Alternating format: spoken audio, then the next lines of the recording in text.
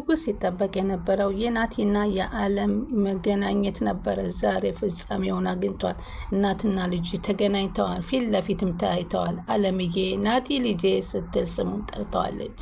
እንዲሁም ናቲ እናቴ አለምዬ ደህና ነሽልኝ ስትል ከስንት ጊዜ በኋላ እናቱን ፊት ለፊት ለመመልከት አስችሎታል። ይህን ቀን ሁላችንም በጉጉት ስንጠብቀው የነበረው ነበረ። እዚህ ላይ ሊያበቃ ይገባል፣ ይገናኙ እያላችሁ ብዙዎቻችሁ አስተያየት እያደረጋችሁ ነበር። ይህ ሊሆንም የቻለበት አባዬ እልክ ማስገባቱ አቶ ገዛኸኝ እንግዲህ በጣም ሰዎች ይፈሩኛል፣ ማንም አይደፍረኝም፣ ማንም እንኳን አባባና ሌላው ንቀታቸውን በማድረግ እንግዲህ አባባም ሽጉጣቸውን መዘው ሊፋለሙት እንግዲህ አባባ ከመኪና ውስጥ ሆነው እንግዲህ በስተጀርባ ሆነው ደቅ ነው እንግዲህ አንተ በሽጉጥ ስላለ ብቻ ልታስፈራራና ልታሸንፍ አትችልም በማለት አባባ ማስፈራርተዋታል። ከዛም ይወርዳሉ። ከዚህ በኋላ እንግዲህ አባትና ልጅ ተገናኝተው አንተ ምን እንደሚደርስብን ማየት እፈልጋለሁ በማለት አባባ ዝተው ከመኪናው ይወርዳሉ። ከዛም በኋላ ትሁትም ካለችበት እንድትወጣና ናቲን ጭምር ሁሉም እናትና ልጁ መገናኘት ዛሬውኑ አመቻችቼ ጠራቸዋለሁ እያሉ ነበር የተናገሩት። እውነትም በቃላቸው ተፈጻሚነት አድርገዋል። እንዲሁም ቤታቸውን ሌላ ቤት አዲስ ቤት ቀይረው በዛ አዲስ ቤት ውስጥ እሱ አይመጣም አያውቀውም በሚሉበት ቦታ ላይ እንግዲህ ቆንጆ ቤት ነው ያተከራይህልን እያለች አለሜ ቤቱን እየጎበኘች እያለች ነበር። እንግዲህ ተደውሎ ዛሬ እናትህን ማግኘት ያለብህ ሲለው እባክህ ችግር የሚፈጠር ከሆነ አባባ ትንሽ ልቆይ ግደለም ቢላቸው በፍጹም ዛሬ እኮ ዝቶብኝ ነው የሄደው። ስለዚህ መገናኘት ግዴታችሁ ነው። እስከ መቼ አንፈራውም ከዚህ በኋላማ በማለት ይናገራሉ። በዚህን ጊዜ ትሁትም እንግዲህ አንድ ጊዜ ካስወጣኸኝ አይቀር እንግዲህ እኔም ልጄ ጋራ ምሽት የላደርግ በማለት ትሁትም ወጥታ አንድ ላይ ተሰባስበው ካፌ ላይ እየተነጋገሩ ነበር። ሰላም ወደ ቻናሌ ተከታታዮች ሰላማችሁ በያላችሁበት ይብዛ። ለቻናሌ አዲስ የሆናችሁ ሰብስክራይብ፣ ላይክ፣ ሼር እያደረጋችሁ አበረታቱ። ትሁት ቀጣይ ፓርቲ ዘመተና በጉጉት ስንጠብቀው የነበረው አለሜና ናቲ የሚገናኙበትን ቀን ሁላችንም ስንጓጓ ነበር። እስካሁን በስልክ እየተገናኙ ግን መኖሩንና መኖሯን ቢተዋወቁም ዛሬ ደግሞ ድምፅ ለድምፅ እንዲሁ እየተያዩ ባለበት ጊዜ ነው ያለፈው። ሰላም ወደቻን ተከታታዮች አሁን እንግዲህ ትሁትም ልጇን ለማየት ወደ አባባ ሄዳ ነበር። ከጀርባ እየተከታተላት ነበር። አቶ ገዛኝ አለሜን ወደ ቤታቸው ሊያምጣት ነበር። እዛ በኋላ ግን በፍጹም እዛ ቤት ሲሄድ ማንንም አላገኝም። ቤቱ ተቆልፏል። ምክንያቱም አባባና አለሜ ወደ ውጭ ወጥተው እየተዝናኑ ነበር እና ማንንም ሳያገኙ ተመልሰው መኪናቸው ውስጥ ቁጭ ብሎ ነበር። አለሜን አጥቼ ወደ ቤቴ አልመለስም በማለት በንዴት እንግዲህ ቤቴን ለምንድን ነው ያገባውሽ? አንቺ ምን ልታደርጊልኝ ነው? እስኪ ንገሪኝ እያሉ ነበር በንዴት ሲያናገሯት የነበረው። ከዚህ በፊት ገንዘብ በስሟ ያስገቡትን ሁሉ እንድትመልስ እያስገደዷትና ያስጨነቋት የነበረው። ቤቴም ያንን ገንዘብ እንዴት ለአቶ ገዚ እመልስለት? መቼም ልቦና ያውቃልና። ሆኖም አሁን ለትሁት እያማከረቻት ነበረ። ገዙ ይሄውልሽ አለሜን ለማግኘት ስላልቻለ ብሩን መልሽልኝ እያለ አስጨንቆኛል። ድሮም እኮ ቢሆን ይህንን ሊህንም ግድ ነበረ ያለቻት። እንደዚህ በምስኪኖችን በተጨቆን ልጆችን በውስና በማድረግ እንዲሁም የተበላሸም ህፃናትን ወተት እያጠጣ በመስራት በተጨማለቀ ያመጣው ገንዘብ እኮ ነው። የሚፈልገውን ድረስ እስካላገኘች ድረስ ያንን ገንዘብ እንዲቀማት እንደሚችል ሲናገር ይህ እንደሚሆን በቀድመች መጠርጠር ነበረብሽ። በህገወጥ እያካበቱትን ገንዘብ አሁንም በህገወጥ ስትወስጅላቸው ነው የምትተይላቸው እንጂ ህገወጥ ካልሰራሽላቸው አይተውልሽም አለው። አባባና ገዙ በስልክ እንግዲህ ፍጥጫቸውን ቀጥለው አንተና እኔ መነጋገር አለብን። አንተ ከኔ ምንድን ነው የምትፈልገው? አለሜን እኮ አንተ እንዳያስ አቃለው ሲለው በአካል እንገናኝና እንገናኝ።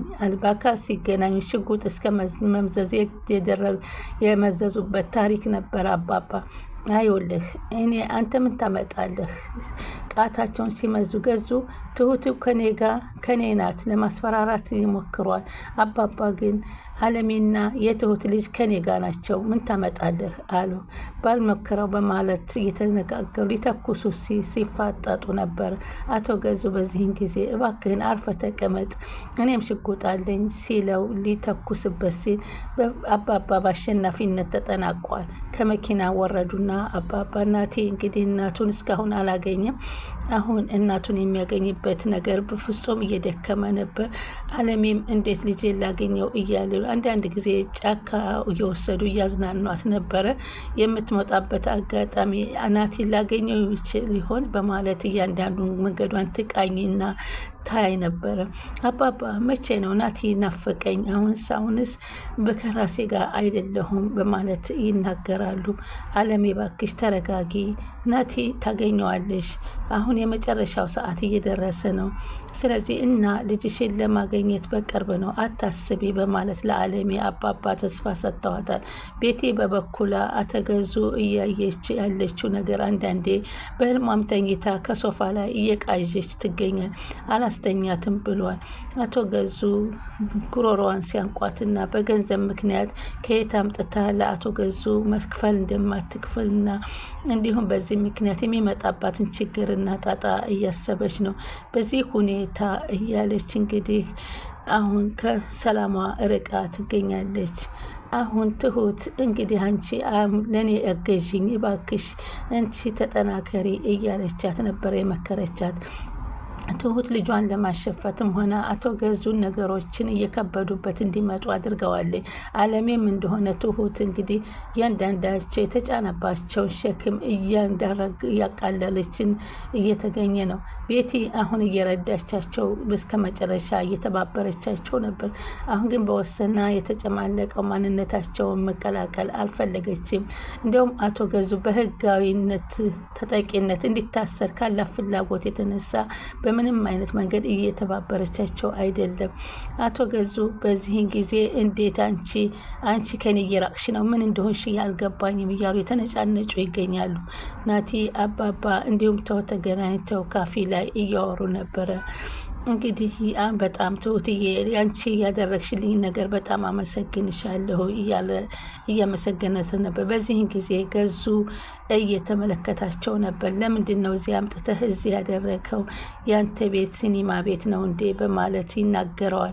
ለምን እዚህ እየመጣ ታዝናን? ትሁትን እኮ ያገኘኋት እዚህ ቤት ስትሰራ እንጂ እንዳንተ ከኩና ቤት እንደ ቤቲ አይደለም፣ ዘልዬ አላመጣኋትም፣ ክብር ይገባታል እሷ በማለት ይናገረዋል። የናቲ ምላሽ አቶ ገዙ በጣም እያናደደው ይገኛል። አሁን በዚህን ጊዜ ይህን ተከትሎ አቶ ገዙ በጣም ሆድ እየባሳቸውና ብቸኝነት እየተሰማው መጥቷል ማለት ነው።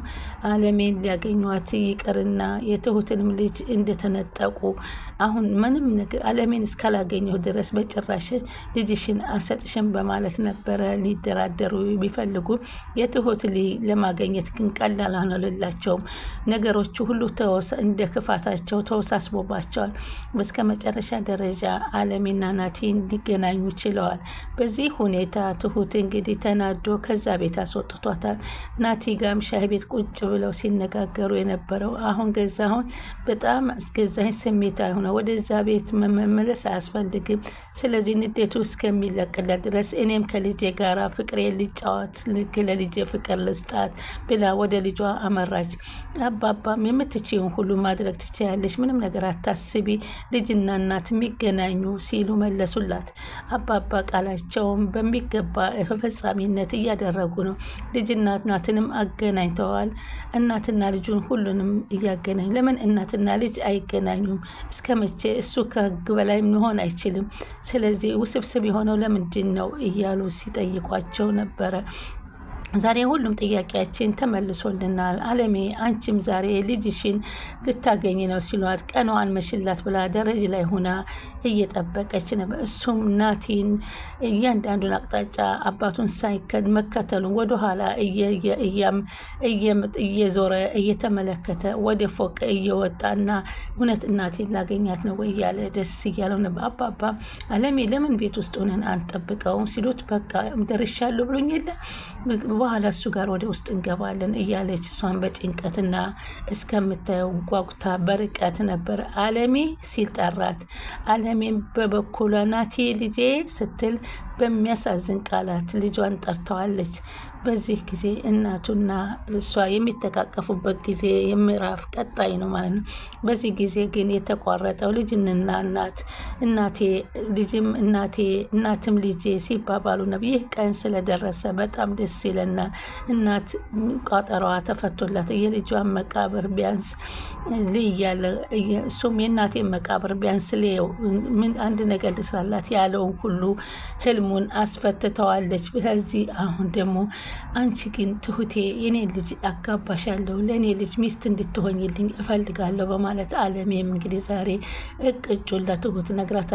ትሁትም ደግሞ ከናቲ ጋር ሆና አንቺ ከሁለመናዬ ነሽ፣ ከኔ ልትርቂኝ አልፈልግም፣ ሁሉን ነገር የሞተችው እናቴን እንደኖረች አድርገሽ አምጥተሽ ያገናኘሽንን እና አንቺስ አትፈቅጂልኝም ወይ ለልጅሽ አባት ብሆንስ ሲላት፣ ለማርካ ልጅ አባት መሆን ትችላለህ ወይ ስትለው፣ ምን ችግር አለ አንቺ ፈቃደኛ ከሆንሽልኝ እኔ ለማርካ አባት ለመሆን ዝግጁ ነኝ ሲላት፣ አይ እኔም በተከተልከኝ ቁጥር ብዙ ችግር ይገጥመሃል፣ እኔ ችግር ፈጣሪ ነኝ፣ በዙሪያ ብዙ ችግሮች አሉ ብትለም ችግር የለውም እኔ አብሬሽ እጋፈጣለሁ በማለት ዛሬ እንግዲህ ትሁትና ናቲም ቃላቸውን ተቀባብለዋል ማለት ነው።